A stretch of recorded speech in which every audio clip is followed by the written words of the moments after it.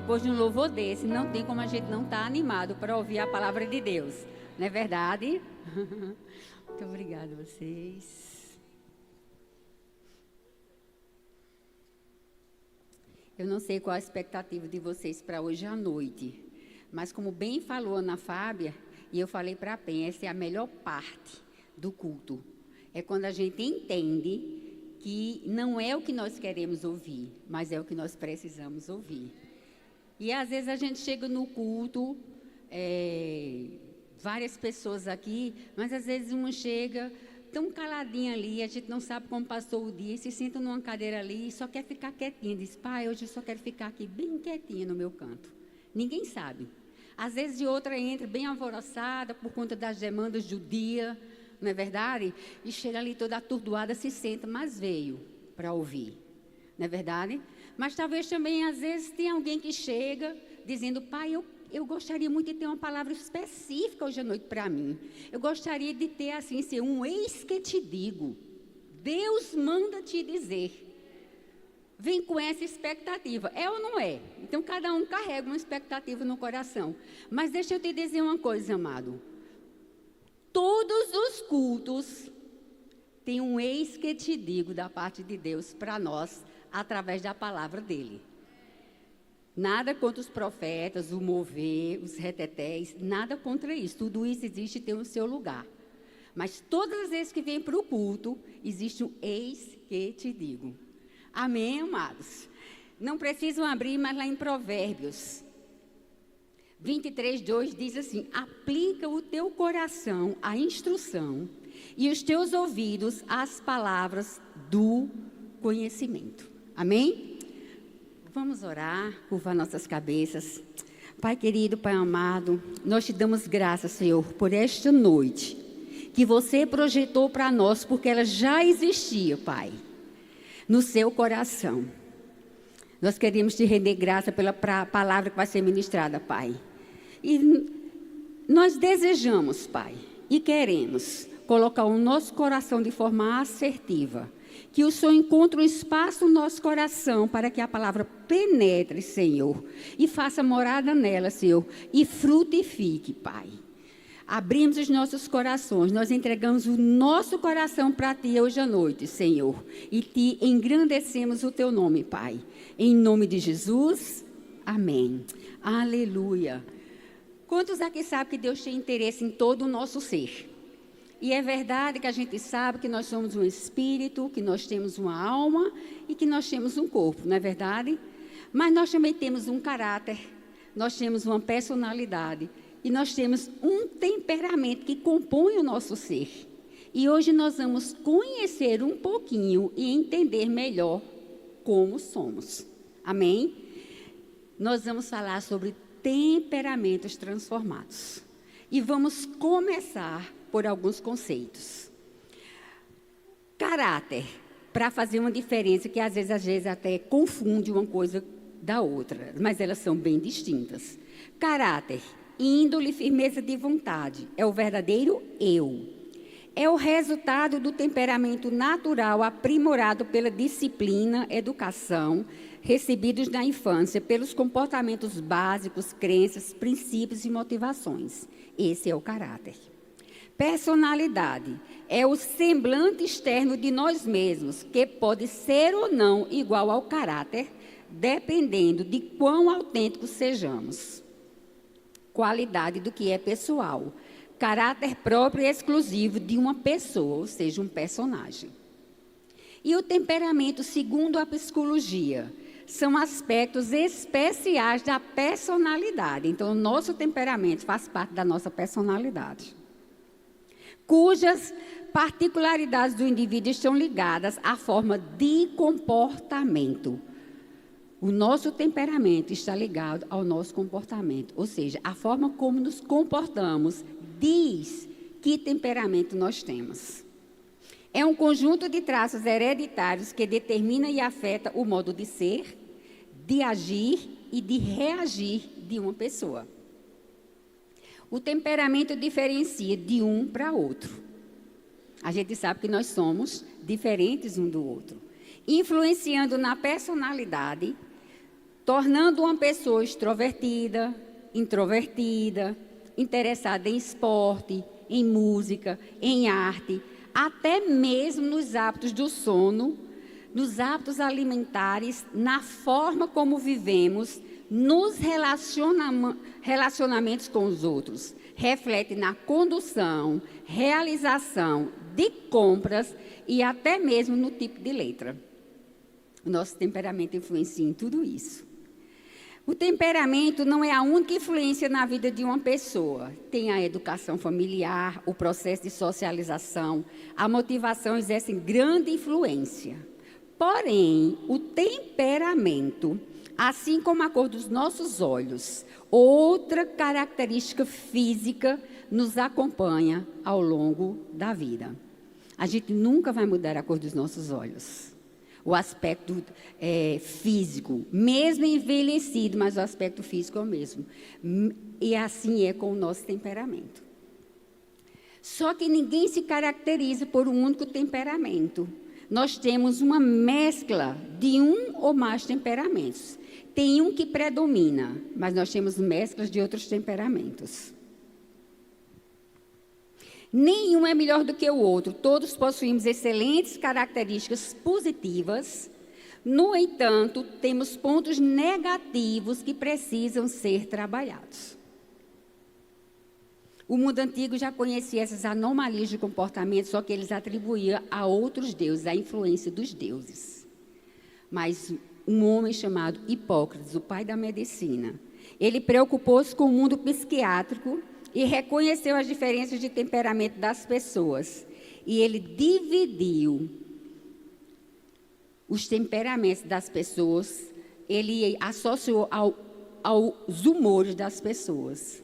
Então, ele dividiu os temperamentos em sanguíneo, colérico, fleumático e melancólico. Então, são esses os 4 tipos de temperamentos que identificam a mim e a você. Não é uma teoria perfeita, nem responderá a todas as perguntas, dúvidas, mas nos dará mais resposta do que todas as outras. E eu quero que vocês fiquem bem atentos, porque nós vamos falar um pouquinho de cada temperamento desse. E, à medida que a gente vai falando, eu tenho certeza que cada um de nós aqui vai se identificar com um tipo de temperamento. Amém? Vamos começar pelo sanguíneo. Vocês já viram falar naquele famoso sangue quente? Quais as virtudes do sanguíneo? Caloroso, amável, simpático, atrai pessoas, otimista, despreocupado, generoso, compassivo. Quais as fraquezas? Pouca força de vontade, instável, explosivo, inquieto, egoísta, dificuldade de seguir instruções e medroso. Em suma, o sanguíneo gosta de ser elogiado, é ciumento, mesmo otimista, tende a tomar decisões erradas. São instáveis, faz amigos facilmente, é o mais extrovertido de todos os temperamentos, é compassivo com os outros, sabe exortar sem humilhar ou desprezar, muito virtuoso. Raramente demonstra ressentimento, deseja o melhor para todos e, diante das pressões, corre desorientado na direção errada. Alguém se identificou aí? Vamos agora para o colérico. Gente, o colérico, vocês conhecem assim, o cara, vamos dizer aqui no que diz respeito ao homem, no que diz respeito à mulher, chegando. Então, essa é a colérica. Então, o que é que ela tem de virtudes? Extrovertida, ativista, prática, tudo para ela tem utilidade. É uma líder natural, obstinada, otimista, cheia de ideias, projetos, objetivos e tem foco. Mas qual é a fraqueza do colérico? Autossuficiente, impetuoso, genioso, áspero, às vezes cruel, sarcástico, incapaz de executar trabalhos minuciosos e precisos e tem uma língua ferina. Pense. Em suma, O colérico é entusiasmado, tem aspirações elevadas, desejo de sucesso, quer ser o melhor em tudo e ter o melhor de tudo. Ambicioso, intelecto aguçado, vontade forte, paixões fortes, impulso para dominar os outros. Orgulhoso, cheio de si, teimoso. Subestima a inteligência dos outros, achando-os fracos, ignorantes, incompetentes e lentos. Até suas falhas, para ele, é digna de louvor. Apesar dos obstáculos, trabalha diligentemente. E eles são breves, precisos e certíssimos em seus discursos. Sabe o que isso significa? Ninguém tem razão, só ele. A razão está totalmente com ele. E se saem muito bem em meio às dificuldades. Vamos para o fleumático. O fleumático é aquele senhor simpatia. Mas é aquela pessoa assim, bem sem emoção. Você nem sabe o que está se passando com ela. E apelidaram o fleumático de sonso. Tem como virtude fácil convivência, natureza calma e sossegada, benquisto por todos, senso de humor agradável, eficiente, conservador, confiável e espirituoso. Tem como fraqueza introvertido, desmotivado, cabeçudo, indeciso, pão duro e indolente, ou seja, apático. Não é movido por impressões de todos, sua reação é ausente ou vazia, tem pouco interesse no que acontece à sua volta, é lento e desmotivado. Inclina-se para as coisas que exigem pouco ou nenhum esforço, é preguiçoso e negligente. Perde oportunidade e não tem ambições e aspirações na vida, porém é perseverante. Não se ofende facilmente e não é motivado por falhas ou sofrimentos. Mantém uma postura, é deliberado e julga com sobriedade. É objetivo, racional e prático. Exige pouco da vida e não tem paixões intensas. Suporta melhor as pressões e se ergue no meio das dificuldades. E agora nós vamos para o melancólico, né? Então, muito prazer, Gorete, aqui, né? Quando eu li o livro, eu disse, Jesus, eu aqui. Né? Mas depois vem a parte melhor, lá na frente, tá? Melancólico é conhecido pelo Senhor tristeza. Deixa eu te dizer, o melancólico, ele se define assim. Parece que ele tem dupla personalidade, mas ele não tem. Como já foi dito que Hipócrates dividiu os temperamentos por causa dos humores de cada um. Então, ele tem um humor assim. Tem dias que a vida é uma festa. É só alegria para ela. E tem dias que ela olha assim e diz assim, o que é que eu estou fazendo aqui? Entende? Tem como virtude uma mente privilegiada, talentosa, perfeccionista, amiga, leal e muito sensível. Mas tem como fraqueza pensamentos negativos, crises de angústia, apático, pouco produtivo, genioso, crítico, pessimista, egocêntrico, introvertido e alterações de humor. Resumindo, embora animado com as coisas, sua excitação é fraca. Estas pessoas tendem à profundidade, pensamentos, reflexões, habitam no passado olhando para o futuro, sabem onde pisa, ela é realista. Encontra sentido em quase tudo, não está satisfeito com o superficial. É impulsionado por leis e princípios. É mais confortável sozinho e em silêncio. É muito introspectivo e leva a vida muito a sério. Às vezes, sente-se sobrecarregado e derrubado por assuntos temporais, ou seja, seculares. São passivos, reservados, indecisos, desanimados e sem coragem. Lutas no pensamento e na fala. Desprezam o cauluz, ou seja, o sucesso, a celebridade. Preferem sair de cena e deixar que os outros sejam reconhecidos, mesmo quando são dignos de elogios. Mais do que qualquer outro, têm consciência do certo e do errado. Anseiam pela moralidade. Em contrapartida, são inclinados ao desespero em meio às dificuldades, expressões de dor intensa, ocorrência de depressão e pessimismo. Ama a solidão. É produtiva em passatempos solitários. São excelentes conselheiros incentivadores. São altamente confiáveis e genuínos. E estão dispostos a sacrifícios extremos para o bem de todos. Apesar dessas características marcantes de cada temperamento, como já foi dito, todos temos mesclas de outros temperamentos. E somos cada um únicos para Deus. A Bíblia nos diz que os homens têm uma natureza pecaminosa. E os temperamentos nos ensinam que os homens têm suas fraquezas.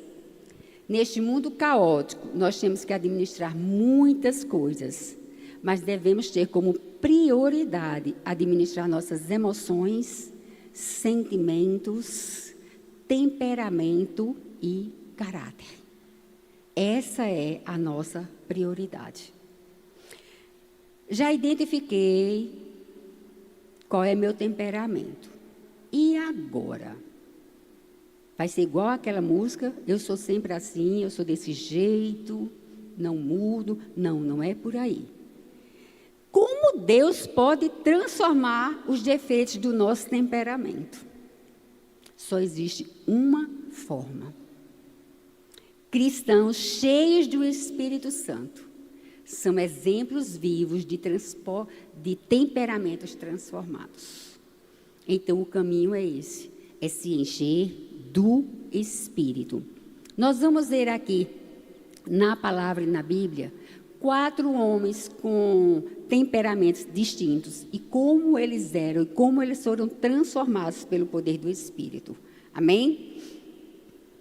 Nós vamos começar por quem? Por Pedro. Pedro era sanguíneo. Pedro agia de imediato, sem pensar, falava pelos cotovelos, fanfarrão, interesseiro, inconstante, vontade fraca. Ele negou Jesus. Mas olha, Pedro passou de um homem iletrado para um grande pregador do Evangelho. Passou de um homem inconstante para uma pessoa constante. De um homem medroso para um homem corajoso. E como é que isso se deu? Aí agora nós vamos abrir a nossa Bíblia.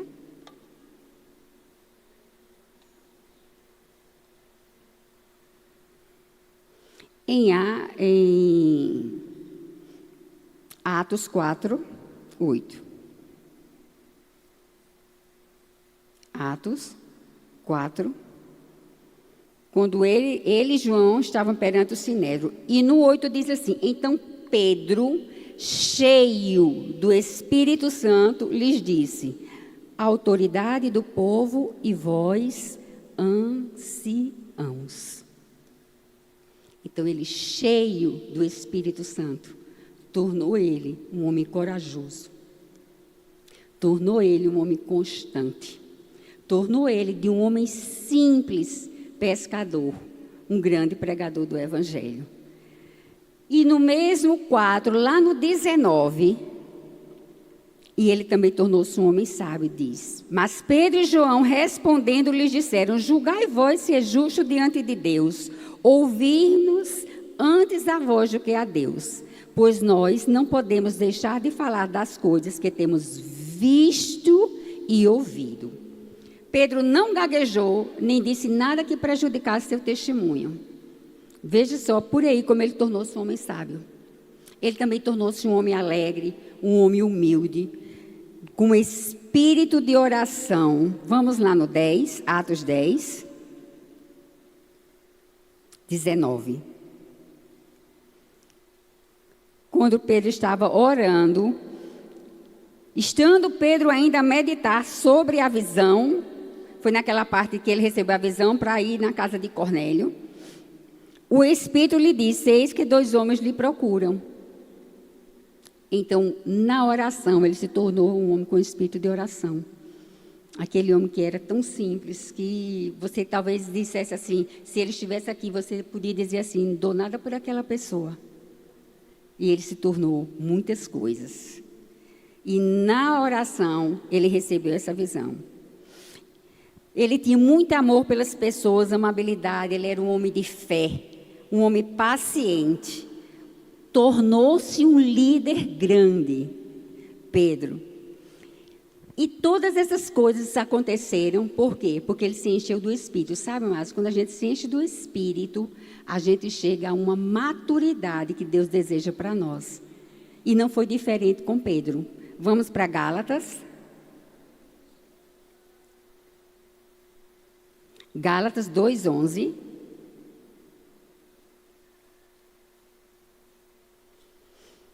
Aqui é quando Paulo repreende Pedro e diz assim: quando, porém, Pedro veio a Antioquia, resistiu-lhe na cara, porque era repreensível. Pois antes de chegarem alguns da parte de Tiago, ele comia com os gentios. Mas quando eles chegaram, se foi retirando e se apartava deles, temendo os que eram da circuncisão. E os outros judeus também dissimularam com ele, de modo que até Barnabé se deixou levar pela sua dissimulação. Mas, quando vi que não andavam retamente conforme a verdade do Evangelho, disse a Cefas perante todos: se tu, sendo judeu, vives como gentios e não como judeus, como é que obrigas os gentios a viverem como judeus? Aqui se trata de uma repreensão que Paulo deu a Pedro por conta da história da circuncisão ou incircuncisão. Mas veja que ele repreendeu ele na frente de todos. Não é fácil você ser repreendido na frente de todo mundo. No mínimo, a gente vai ficar ressentido. Não é verdade? No mínimo, a gente fica magoado. E olha, se a gente não se afastar de vez daquela pessoa que nos repreendeu. Mas por ele estar cheio do Espírito Santo, ele chegou a uma maturidade que, em vez de ele se ressentir, ele demonstrou apreciação. E isso nos responde lá em 2 Pedro, vamos lá. 2 Pedro 3,15. Que diz assim: e tendo por salvação a longanimidade de nosso Senhor, como também o nosso amado irmão Paulo vos escreveu, segundo a sabedoria que lhe foi dada. Ou seja, ele rendeu tributo a Paulo. Ele foi repreendido, não se sentiu magoado, e na primeira oportunidade, digamos assim, em vez de falar do que aconteceu, do que Paulo falou com ele na frente de todo mundo, que papelão que Paulo fez, não, ele não fez isso, ele rendeu tributo, e isso é um indício de maturidade. Quando a gente passa por uma situação dessa, e a gente responde como Pedro respondeu, isso é um indício de maturidade. E a maturidade só vem quando a gente se enche do Espírito Santo. Amém?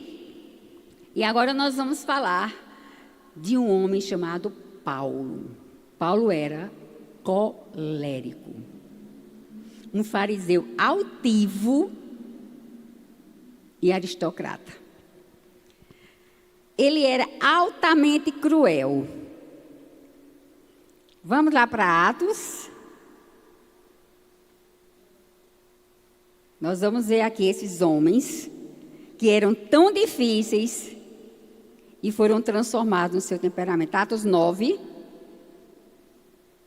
1 e 2. Saulo, porém, respirava ainda ameaças e morte contra os discípulos do Senhor. Dirigiu-se ao sumo sacerdote, pediu-lhes cartas para Damasco, para as sinagogas, a fim de que, caso encontrasse alguns do caminho, quer homens, quer mulheres, os conduzisse preso a Jerusalém. Ele respirava ameaça contra os discípulos, ele foi um grande perseguidor da igreja. E nós vimos como Paulo foi transformado. Ele era uma pessoa muito determinada e ele era inflexível. Ele era autossuficiente e era controversista, ou seja, ele era dado à polêmica, e por conta disso ele era amado ou odiado. E isso acontece com as pessoas que são dadas à polêmica. Ele era prático e a gente vê isso nas cartas. As instruções e as exortações dele eram muito práticas. Mas, sabe, ele era um homem muito motivado, não existia barreiras para ele. Vamos para 2 Coríntios 11, a partir do 23. Ele se orgulhava dos sofrimentos dele E ele diz aqui, são ministros de Cristo? Falo como fora de mim, eu ainda mais, em trabalhos muito mais, em prisões muito mais, em açoites sem medida, em perigos de morte muitas vezes. Dos judeus 5 vezes recebi 40 açoites menos 1. 3 vezes fui açoitado com varas, 1 vez fui apedrejado, 3 vezes sofri naufrágio, 1 noite e 1 dia passei no abismo. Em viagens, muitas vezes em perigos de rios, salteadores, perigos da minha própria raça, ou seja, da minha família, em perigos dos gentios, em perigos da cidade, em perigos no deserto, em perigos no mar, em perigo entre falsos irmãos, em trabalhos e fadigas, em vigílias, muitas vezes, em fome e nudez. Fome e sede, em jejuns, muitas vezes em frio e nudez. Além dessas coisas exteriores, há o que diariamente pesa sobre mim, o cuidado de todas as igrejas. Ou seja, um homem sem acesso a recursos humanos avançou até lugares desconhecidos pela convicção do Espírito Santo. Um homem que se deixou trabalhar pelo Espírito Santo.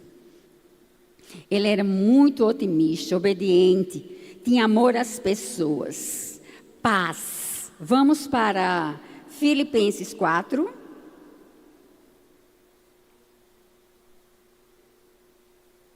O 11 e o 12.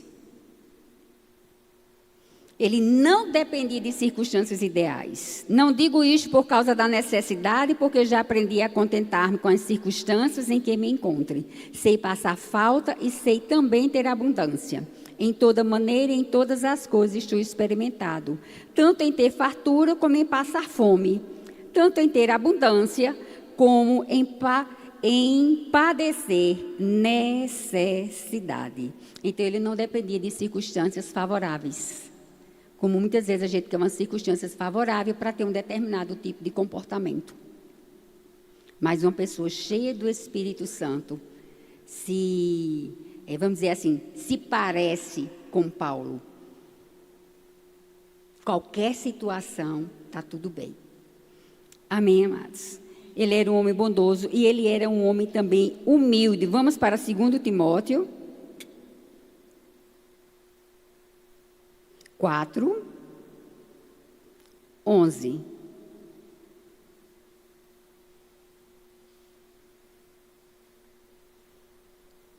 Vocês lembram que teve um determinado momento em que Paulo teve uma desavença e disse que não foi muito pequena, não. Foi uma grande desavença com Barnabé. Porque eles queriam ir para determinado lugar e Barnabé queria levar Marcos. E ele, por ser um homem intolerante, não tinha muita paciência, ele não quis, porque Marcos, num determinado momento, não acompanhou eles. Então ele disse, não, então agora é como se dissesse, vai viver sua vida que eu vou viver a minha. E ele não permitiu. Mas aqui, ele reconheceu a utilidade de Marcos. Então, em 2 Timóteo 4,11 diz assim, só Lucas está comigo, toma Marcos e traze-o contigo, porque me é útil para o ministério. Isso é humildade. Isso só se adquire quando a gente se deixa ensinar pelo Espírito Santo.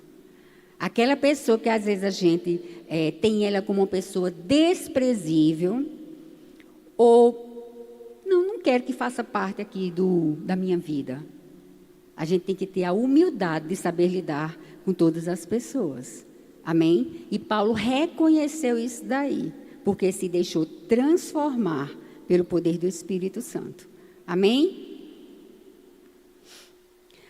Para a sua entrega completa ao Espírito Santo, Paulo passou de um homem irado, amargo, perseguidor cruel, cabeçudo, obstinado, irredutível, a um homem caloroso, compassivo, amoroso, gentil e humilde. Paulo é o exemplo vivo das palavras de Jesus. Vocês não precisam abrir, que está lá em Mateus 10:39, que diz, quem achar a sua vida, perdê-la-á.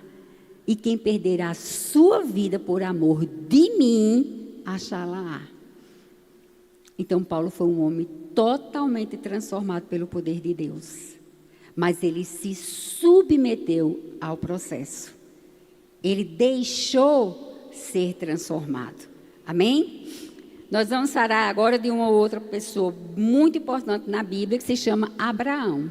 Abraão era fleumático, uma pessoa totalmente com ausência de emoções. Sabe aquela pessoa que não se entusiasma com nada?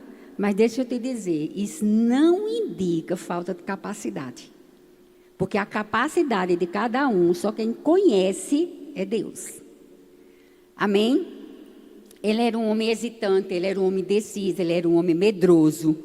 Mas ele também era um homem pacífico. Vamos lá para Gênesis.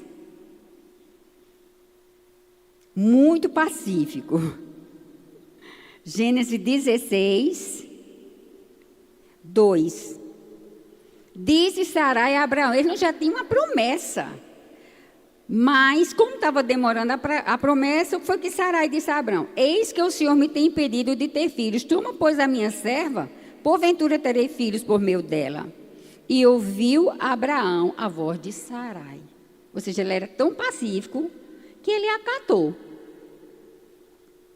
aquela decisão de Sara. Não foi uma decisão dele, foi uma decisão de Sara. Ele era um homem muito pacífico. E ele era um homem temeroso. A gente sabe que em um determinado momento, em Gênesis 12, vamos lá, voltar um pouquinho. Do 11 ao 13, ele se deixou passar por irmão de Sara. Quando ele estava prestes a entrar no Egito, disse a Sarai, sua mulher, ora, bem sei que és uma mulher formosa à vista. E acontecerá que quando os egípcios te virem, dirão, esta é a mulher dele, e me matarão a mim, mas a ti aguardarão em vida. Dize, peço-te que és minha irmã, para que me vá bem por tua causa, e que viva a minha alma em atenção a ti. Isso era um indício de um homem totalmente temeroso.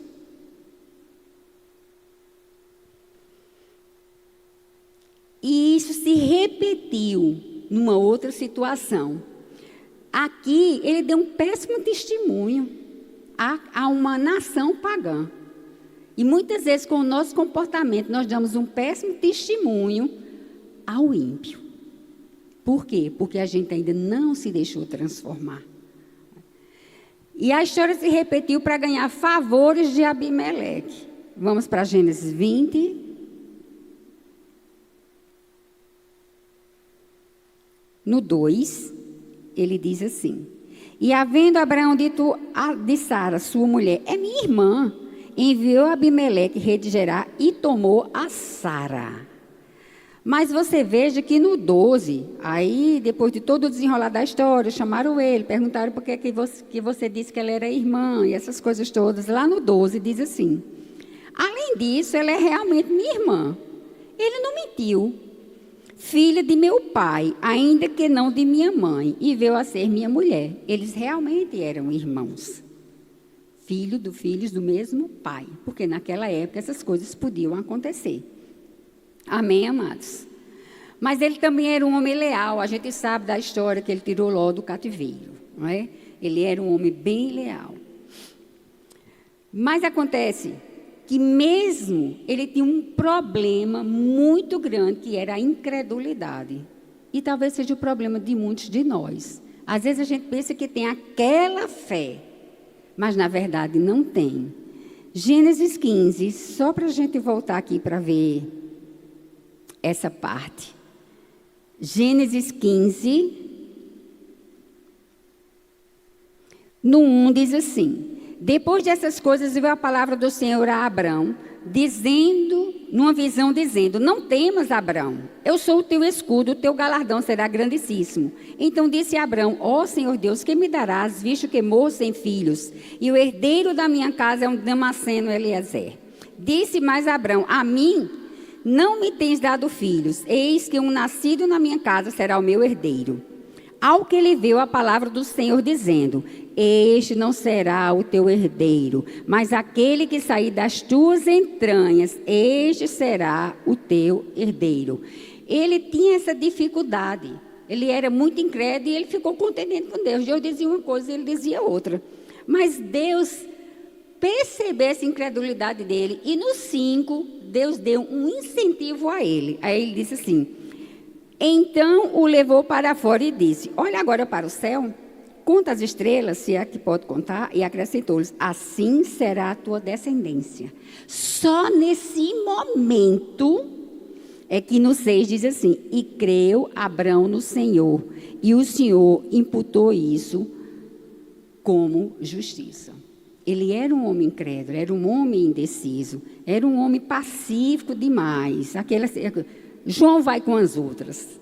No nosso caso, Maria vai com as outras. Tudo que os outros dizem, tá certo, tá bom, entendeu? Então, esse é o fleumático. Mas a gente sabe também que, à medida que Abraão crescia em confiança, fez experiência com Deus, ele se transformava num servo destemido. Vamos para Hebreus.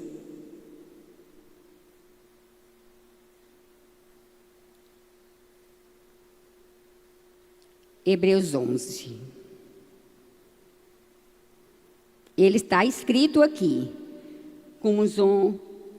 na relação das pessoas de fé. Diz: pela fé, até a própria Sara recebeu a virtude de conceber um filho. Aliás, do 17 ao 19. Pela fé, Abraão, sendo provado, ofereceu Isaque, sim, e oferecendo o seu unigênito, aquele que recebera as promessas. E a quem se havia dito: em Isaque será chamada a tua descendência, julgando que Deus era poderoso para até dos mortos o ressuscitar, e daí também, em figura, o recobrou. Vocês vejam só a mudança. Um homem que era incrédulo passou a ter uma fé surpreendente ao ponto de levar o próprio filho para ser sacrificado. Então, houve uma mudança aí no temperamento de Abraão. Amém? A transformação de Abraão fez dele um dos maiores homens que já se ouviu falar. Ele foi escolhido para ser pai de nações, apesar do seu temperamento. Jamais Abraão teria sido grande sem o poder de Deus, sem ele ter se exposto àquela mudança. Amém, amados? E nós vamos falar do melancólico. Quem era o melancólico? Moisés. Muito melancólico. Mas ele foi o maior homem da história de Israel. Ele passou 40 anos na cultura egípcia, depois ele passou 40 anos no deserto, pastoreando animais, cuidando de animais.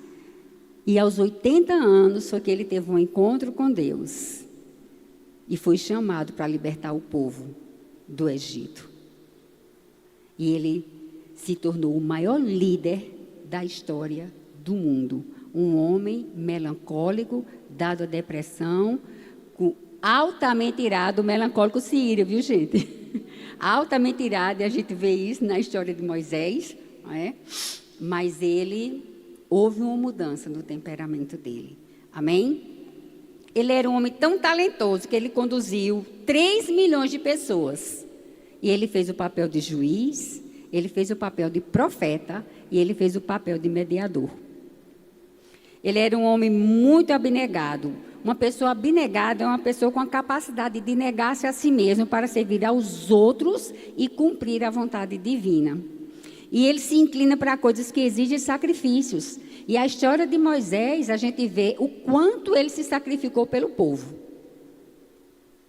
Mas ele tinha um problema muito grande, porque ele tinha um complexo de inferioridade, que é uma característica do melancólico. E o que foi que aconteceu com o chamado dele? Ele deu desculpas demais. Vamos para Êxodo. Êxodo 3:11. Então Moisés disse a Deus: quem sou eu para que eu vá a Faraó e tire do Egito os filhos de Israel? Em outras palavras, eu não tenho talento nenhum, eu não tenho essa capacidade. Eu não estou entendendo nada disso, o Senhor está me chamando para fazer isso. No 13, então disse Moisés a Deus: eis que quando eu for aos filhos de Israel, lhes disser: o Deus de vossos pais me enviou a vós. E eles me perguntarem: qual é o seu nome, o que é que eu vou lhe dizer? Ou seja, eu não sei de nada. Se fosse na época de hoje, eu não entendo de teologia. Eu não sei como é que eu vou fazer esse negócio. Sempre dando desculpa.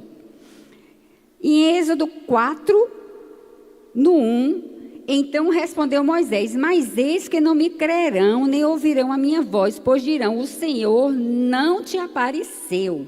Ou seja, ninguém vai acreditar de mim. Sabe, o melancólico tem essa tendência das pessoas não acreditarem nele.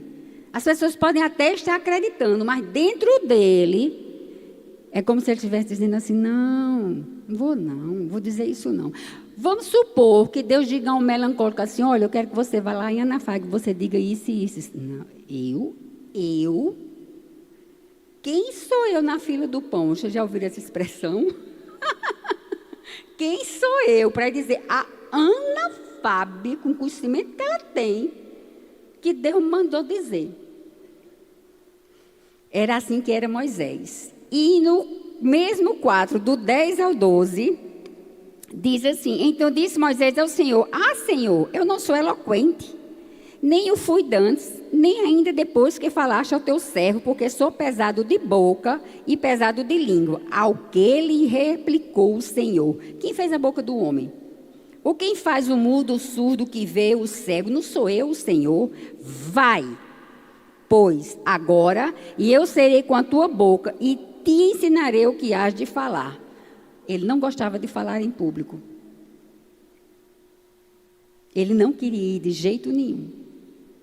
E é tanto que ele não queria ir, que ainda no 4:13, ele diz assim: ele, porém, respondeu, mesmo o Senhor dizendo, vai, ele ainda replicou: Senhor, envia, peço-te por mão daquele a quem tu has de enviar. Ou seja, ele não quer ir não, manda outro.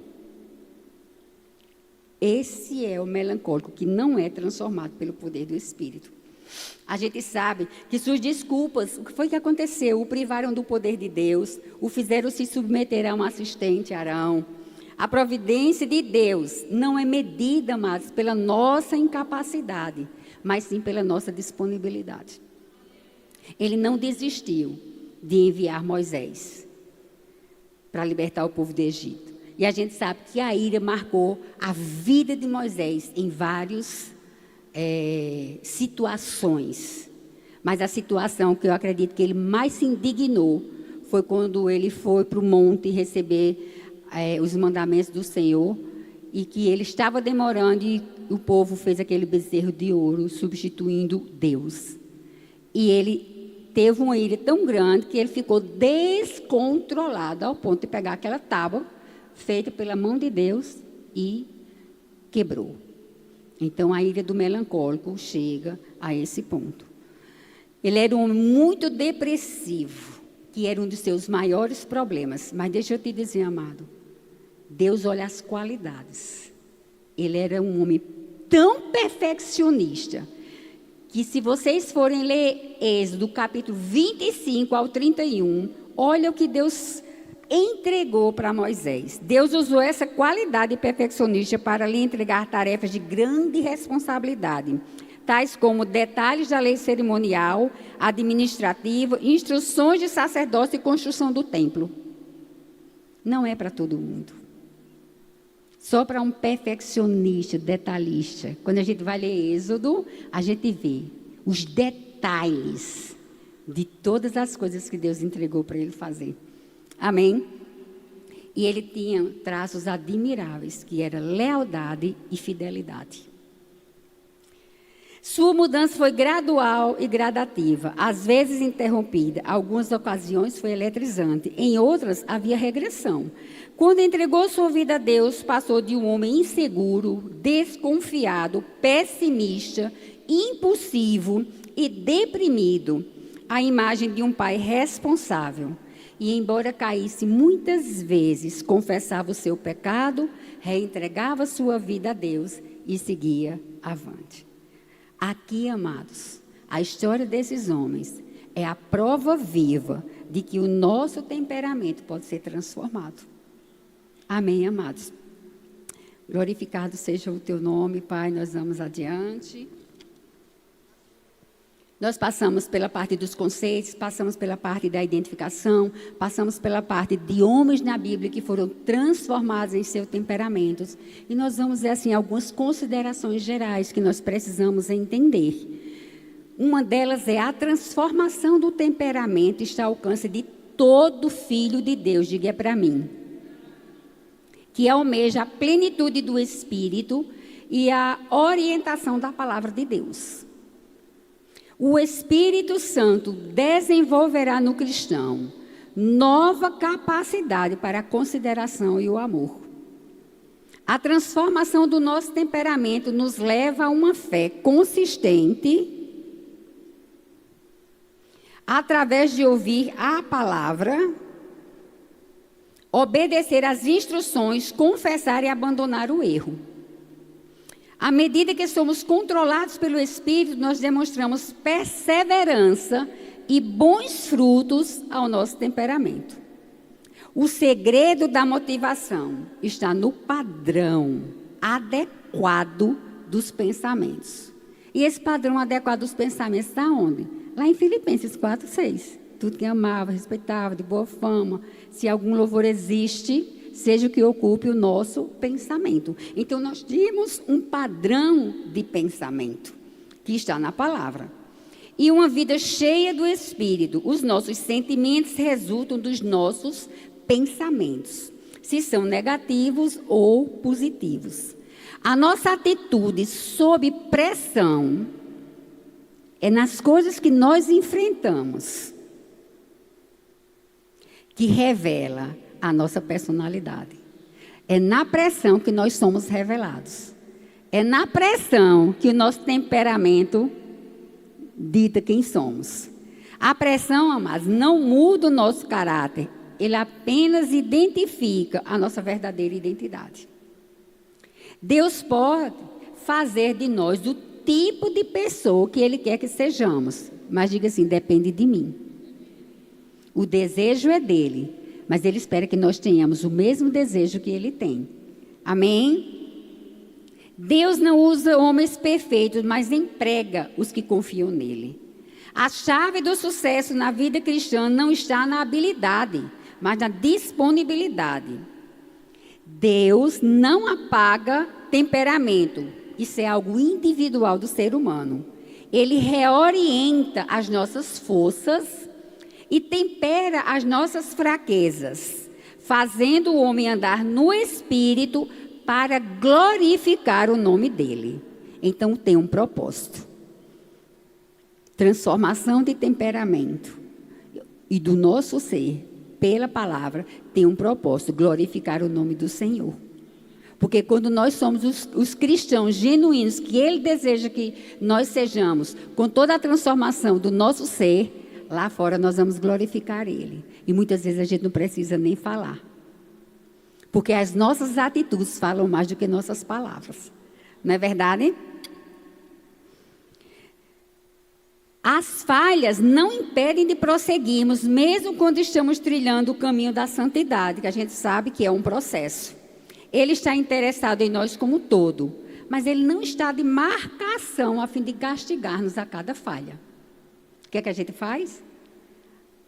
A gente percebe a falha, se arrepende, confessa o pecado e se volta de novo para o processo de santificação e de transformação. Amém?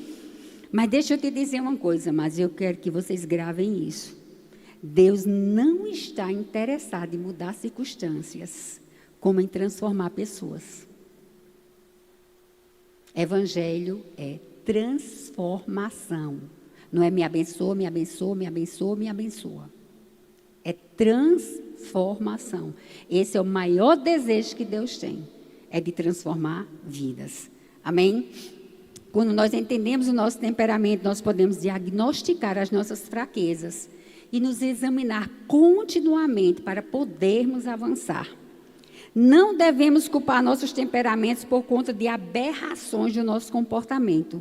Nós devemos, sim, reconhecer nossos defeitos natos e permitir que o Espírito Santo as modifique. Então, tem que haver uma permissão nossa. Influenciando-nos com os frutos do Espírito que contém uma força para cada uma de nossas fraquezas. Outro dia eu comecei a pensar assim, nos frutos do Espírito, e de repente eu fiquei surpresa com um pensamento que veio de imediato, não é? A gente sabe que exercer o fruto do Espírito, já está dizendo, exercer, é um exercício. A gente tem que se submeter. E de repente me veio aquilo na mente. Eu digo, a gente diz assim, como é? A gente diz assim, eu tenho que exercer, por exemplo, assim, a paciência. Como é que eu vou exercer a paciência se não existe um atribulado na minha vida? Já pararam para pensar nisso? Como é que eu vou perdoar, exercer amor, se não existe o ofensor? Às vezes a gente faz umas orações bem genuínas, e lá, muito tempo atrás, está lá na Bíblia dizendo, né, que Jesus dormia no meio da tempestade. Está ou não está? Aí o que eu fiz? Jesus, me ensina a dormir no meio da tempestade. Foi que veio. E quanto mais eu orava para dormir na tempestade, mais tempestade vinha. Às vezes a gente faz isso, não é verdade? Então os frutos do Espírito estão lá. Mas tem que ter algo para que a gente possa exercer o fruto do Espírito. Então a gente não precisa se espantar com as pessoas que a gente precisa perdoar, com os atribulados que aparecem na nossa vida e tantas outras coisas. Não é verdade? Uma mudança no nosso comportamento não elimina o nosso temperamento, apenas modifica. As características inerentes a cada temperamento continuam evidentes. Os defeitos estão lá. Não vão sair. Fazem parte de nós. Mas eles são obscurecidos, modificados pelas forças das boas qualidades, que são realçadas e Deus é glorificado nessa transformação. Amém? Agora eu quero só fazer uma pequena reflexão com vocês. Vocês já imaginaram de Adão para cá, quantos bilhões, trilhões, quatrilhões, eu nem sei dizer o nome de pessoas que já existiram e que ainda vão existir? Lá atrás eu falei que nós somos únicos e exclusivos para Deus, não é? Então, o que é que caracteriza que nós somos únicos e exclusivos para Deus? Uma digital. A superioridade de Deus não precisa nem explicar através de outra coisa. Cada ser humano que já existiu, que existe, que ainda vai existir, ninguém vai ter uma digital igual. Isso diz que nós somos únicos e exclusivos para Ele. Ele não fez diferença, amados. Mas foi para bagunçar? Foi para dificultar? Não, foi para nos completarmos. Uma mudança no nosso comportamento, ou seja, temperamento, porque as duas coisas estão interligadas. Ela começa como? Primeiro, eu tenho um relacionamento vertical com Deus, me submetendo ao Espírito para a transformação. Quando eu me submeto e eu deixo que a transformação aconteça, aí a mudança vertical, ou seja, no meu relacionamento com o outro. Tem sentido isso para a gente? Amém? Todos nós, amados, somos pessoas difíceis. Nós somos difíceis até para nós mesmos. Por quê? Porque nós temos dificuldade. Vem da palavra difícil. Dificuldade de lidar com nossas fraquezas. Se nós temos dificuldade de lidar com nossas próprias fraquezas, é óbvio que nós também temos dificuldade de lidar com a fraqueza dos outros. Você acha que é fácil para um fleumático conviver com um sanguíneo? Você acha que é fácil o colérico conviver com um melancólico? Você acha que é fácil uma pessoa vir ali com um temperamento melancólico e o sanguíneo talvez já esteja dizendo ali, Maria, já vem, não sei nem se ela hoje está de bem ou se está de mal, qual é o humor dela, né? Eu vou imaginar só uma cena bem pequenininha assim. Eu não sei se vocês já viram uma sacola de pão com um nó bem apertado, né? Entendeu? Assim, a minha irmã, vou explicar o meu caso assim, a minha irmã. Se ela pegar um saco daquele, aí ela pega o nó e faz assim. Tentando abrir. Aí tem até diz assim, sopra, que, né, fica mais... Aí Gorete está perto, vê aquilo, começa a ficar impaciente, aí chega lá perto dela e pega o saco. Não quer dizer assim, manzanza. Não é assim? E a fleumática, que não tem emoções, talvez ela nem fale, mas ela pensa assim, mal educada. Entendeu? E imagina se o colérico chegar. Eu só abri por fora para dizer que aquele era o lugar mais fácil. O colérico ia fazer assim, rasgar e jogar pão para todo lado. E a gente tem que conviver com essas coisas. Amém, amados? Então, todos nós somos difíceis, mas nós precisamos conviver com essas diferenças. Agora eu quero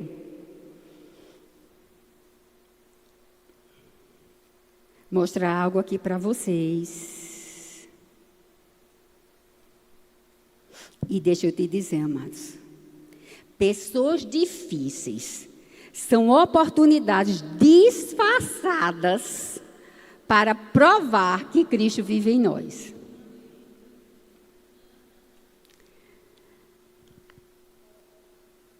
Aí o que acontece? Primeiro pensamento, eu também sou uma pessoa difícil. Aí antes de apontar, de julgar, o que é que eu faço? Tenho sido justa com as minhas palavras? Tenho ferido alguém com o meu jeito? Tenho demonstrado o amor de Cristo nos conflitos? Olhar para dentro antes de julgar o outro é a primeira parte da cura. É uma parte da cura. Aí diz o seguinte aqui: ser cristã não nos isenta de conviver com pessoas difíceis. Diga, a primeira pessoa difícil sou eu. Seja na família, no trabalho, na igreja ou até mesmo na vizinhança. Se nós somos diferentes, qualquer pessoa para o outro pode ser uma pessoa difícil. Até em casa. Eu digo ao meu marido, isso é muito difícil. Talvez ele esteja lá dizendo do mesmo jeito. Tu imagina uma melancólica com um colérico. Gente do céu. Só o amor. Só o amor. Aí diz assim, a pergunta não é porque existem pessoas difíceis, mas como Jesus quer que eu reaja diante delas. Agora abre lá, vocês vão abrir em Romanos 12, 18. A resposta está aqui. Como lidar com pessoas difíceis sendo cristã? Abriram? Diz assim, se possível. Sabe, eu já vi esse versículo inúmeras vezes, mas eu parei no se possível. E eu falava para Deus, simples assim. Se possível, Deus, está aqui, se possível, não está sendo possível. Se eu, anota. Ou seja, uma desculpa para dizer, não quero conviver com aquela pessoa. Mas o versículo continua e diz assim, se possível, quanto depender de vós, tende paz com todos os homens. Deixa eu te dizer uma coisa, contextualizando aqui Romanos 12, 18. Faz parte de uma seção prática da carta de Paulo, que ele era um homem prático, aos cristãos em Roma. Após falar sobre o quê? O amor sincero, a honra, o serviço e o bem, Paulo nos dá uma orientação clara. Quando ele diz, se possível, ele está dizendo, ou seja, nem sempre será fácil ou totalmente possível. Ele diz se. Depois ele diz, quanto depender de vós. Então o foco é na sua parte, diga, na minha parte, não na do outro. E em terceiro diz, tende paz com todos. A paz é que deve ser o alvo, mesmo em contextos difíceis. Nem todo mundo vai querer paz com você. Mas minha e sua responsabilidade como cristã é não ser a causa da guerra. Entende? Nós como cristãos, amados, nós não revidamos. Nós oramos, nós perdoamos e nós seguimos adiante. Amém? Vocês aprenderam alguma coisa? Receberam alguma coisa? Eu creio, amados, que hoje foi uma noite de poda. Sabe o que é poda? É um processo de limpeza e corte frequentemente usada para representar um processo de crescimento e transformação, onde coisas desnecessárias ou prejudiciais são removidas para que haja um desenvolvimento mais forte e frutífero. E é isso que Deus faz com seus ramos. Sabe quem são os seus ramos? Nós. Para que nós produzamos mais e melhores frutos. E eu quero encerrar essa noite com uma frase que me chamou muita atenção. E eu quero que vocês reflitam nisso.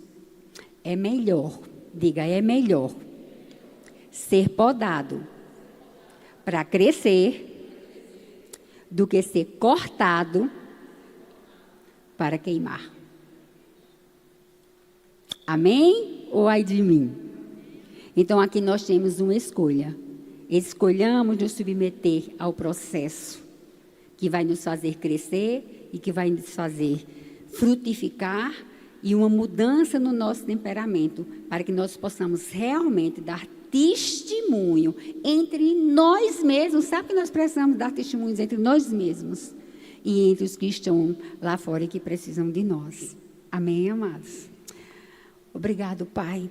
Entreguei a Tua palavra e eu sei, Pai, que o Senhor encontrou corações aqui receptivos, o Senhor encontrou uma terra fértil e eu sei que a semente da Tua palavra, Senhor, penetrou nesses corações e elas vão germinar, elas vão crescer e elas vão triplicar a 30, a 100, a 60 e a 100 por um, Pai. Muito obrigado por essa noite, Senhor, e pela oportunidade, Senhor, que o Senhor nos deu, Senhor, de conhecer a Tua palavra e de entendermos um pouco de nós mesmos e saber que nós podemos sim, Pai, ser deixados pelo Espírito Santo, transformar todo o nosso ser e principalmente o nosso temperamento. No nome de Jesus, amém.